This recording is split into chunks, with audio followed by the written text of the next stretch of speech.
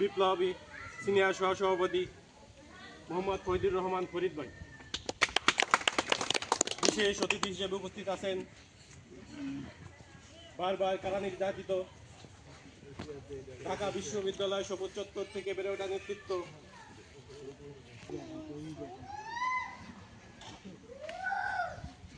সালতা উপজেলা ছাত্র দলের সাবেক সাধারণ সম্পাদক,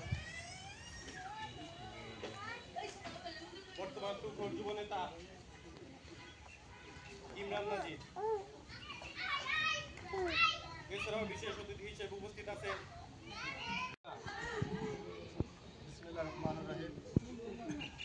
আসলে আজকে তো আমরা বক্তব্যের জায়গা না, আসছি আমাদের নেতা জনাব শহীদুল ইসলাম বাবুল ভাইয়ের বার্তা পৌঁছে দেওয়ার জন্য।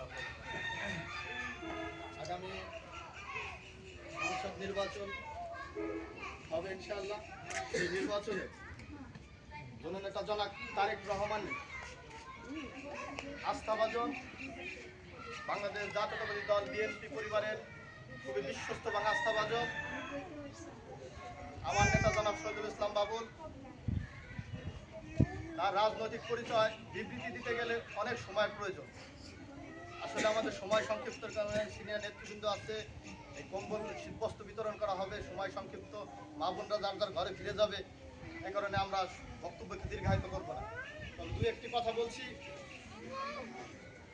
নেতৃত্ব আসে, নেতৃত্ব চলে আসে, হাইকমান্ডও তাকে নেতৃত্ব পজিশনে দাঁড় করে। তদ্রূপ তথাকথিত ফরিদপুর জেলা, সালতা উপজেলা এবং সালতা নগরকান্দা উপজেলার বিএনপির নমিনেশন যাকে দিবেন সেই এখানে নির্বাচন করবেন, এবং যারা নমিনেশন সাবমিশন করবেন, নেতা হতে আগ্রহী ইচ্ছুক, তাদের কর্মকাণ্ড আমরা জনগণেই কিন্তু আমাদের অবজারভেশন হয়, এই রিপোর্টগুলো যায় হাইকমান্ডের, সেখান থেকেই কিন্তু নমিনেশনটা আসে। সব কিছুর মূল উৎস জনগণ যাকে সাবমিশন করে হাইকমান্ডও তার দিকে তাকায়। আমি আমার নেতা জনাব শহীদুল ইসলাম বাবুল ভাইয়ের কথা এক বাক্য উচ্চ করে বলতে পারি, আপনারা একদিন, 1 মিনিট 1 সেকেন্ড যদি তার সাথে উঠা বসা করে থাকেন, তাহলে আপনারা বুঝতে পারবেন শহীদুল ইসলাম বাবুল ভাই এই আসনের এমপি হবে ইনশাআল্লাহ। তার অনুপ্রেরণা ভালোবাসা দিয়ে ফরিদপুর 2 আসন সালতা নগরকান্দাকে সে এই দেশের জনগণের পাশেই থাকবে ইনশাআল্লাহ। আপনার আর একটা কথা মনে রাখবেন, আমরা বিগত দিনে অনেক লোকে আছে, আমার সহযোদ্ধা বন্ধুরা হুমকি হামকি ধুমকি দিয়ে যাচ্ছে যে এই আসন নাকি কাউকে ইজারা দেওয়া হয়েছে। আসলে সেটা কিন্তু সঠিক নয়।